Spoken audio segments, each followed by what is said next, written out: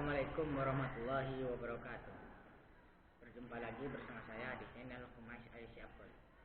Kali ini saya akan menjelaskan tentang WTO.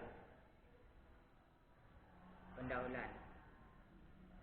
WTO terbentuk pada tahun 1995. WTO adalah organisasi antar pemerintah dengan tujuan untuk membuat perdagangan antar negara semakin terbuka dengan penurunan bahkan peniadaan hambatan tarif maupun non-tarif. Pembentukan organisasi perdagangan dunia dilatar belakangi dengan berakhirnya Perang Dunia Kedua. Perekonomian dunia yang hancur pada waktu itu karena perang melibatkan negara-negara besar dunia seperti Amerika Serikat, negara-negara Eropa, dan negara-negara di kawasan Asia seperti Jepang. Untuk menata kembali perekonomian dunia, maka beberapa negara sepakat untuk membentuk lembaga perdagangan yang menjadi wadah yang berfungsi untuk mengatur perdagangan dunia yang menjadi penyokong bagi perekonomian dunia. Pada saat itu organisasi perdagangan dunia dikenal dengan GATT. Pada tahun 1948 sampai dengan 1994.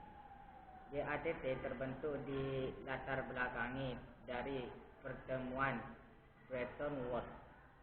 Pertemuan yang dikenal dengan United Nations Monetary and Financial Conference tersebut dilaksanakan pada Juli 1944 di Bretton Woods, Amerika Serikat, dan dihadiri 44 wakil negara. Pertemuan Bretton Woods menyepakati 3 pilar ekonomi dunia, yaitu IMF yang didirikan tahun 1946, IBRD selanjutnya menjadi World Bank yang didirikan tahun 1945, ITO yang berdiri tahun 1947 yang menghasilkan kesepakatan GATT yang dalam pengesahannya sebagai organisasi dunia ITO tidak mendapat persetujuan pada sidang Senat di Amerika Serikat. GATT membantu membangun sistem perdagangan multilateral yang semakin liberal melalui perundingan perdagangan.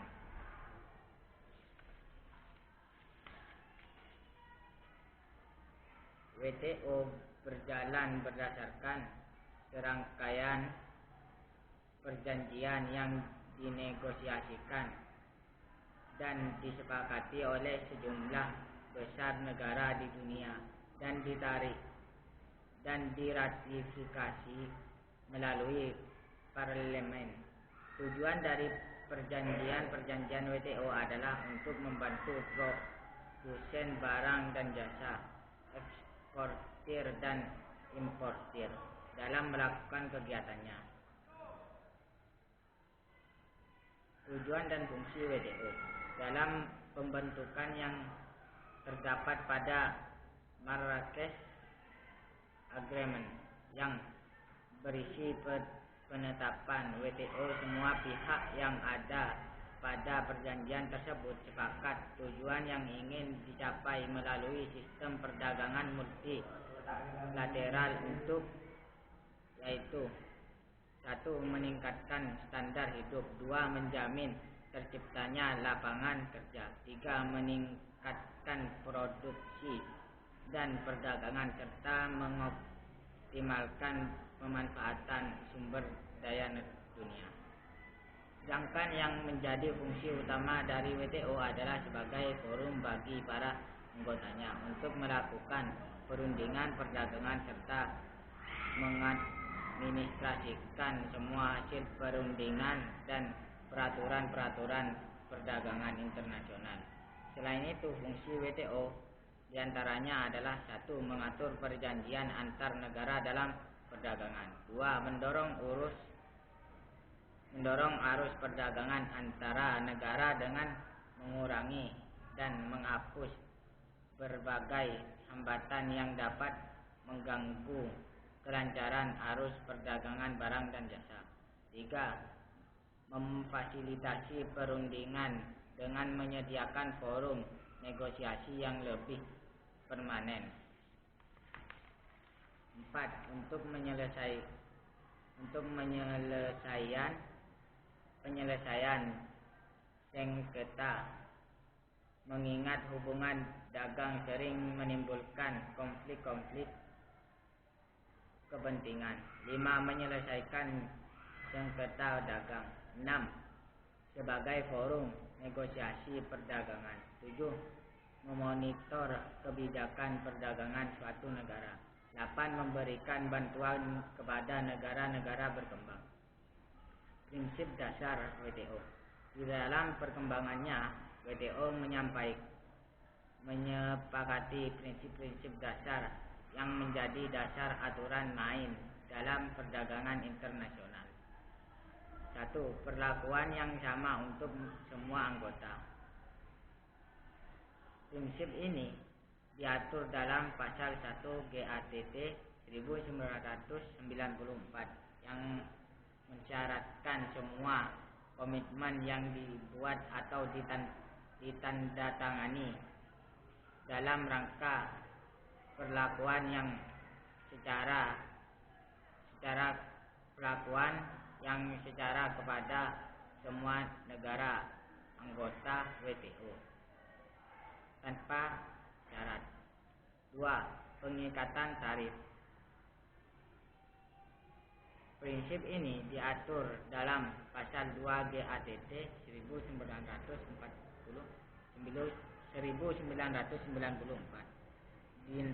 di mana setiap negara anggota GATT atau WTO harus memiliki daftar produk yang tingkat bea masuk atau tarifnya harus diikat.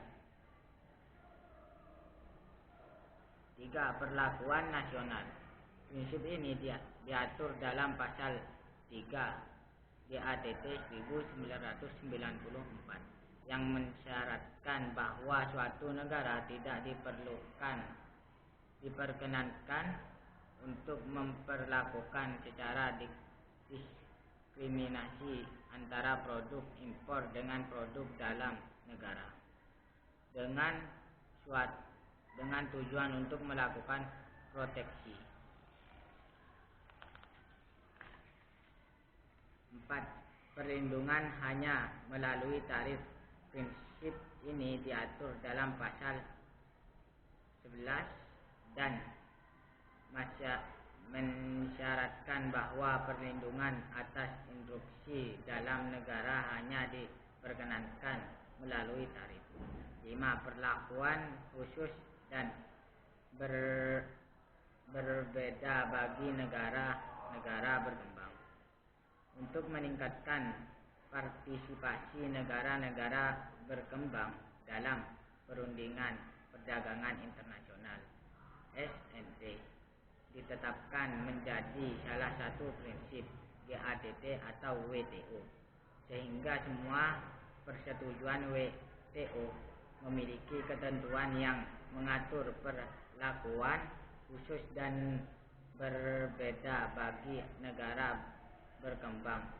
Hal ini dimaksudkan untuk memberikan kemudahan bagi negara-negara berkembang anggota WTO untuk melaksanakan persetujuan WTO. Terbukanya pasar nasional terhadap perdagangan internasional dengan pengecualian yang patut atau fleksibilitas yang memadai dipandang akan mendorong dan membantu pembangunan yang berkesinambungan, meningkatkan kesejahteraan, mengurangi kemiskinan, dan membantu perdamaian dan stabilitas. Mungkin cukup sekian dari saya. Wassalamualaikum warahmatullahi wabarakatuh.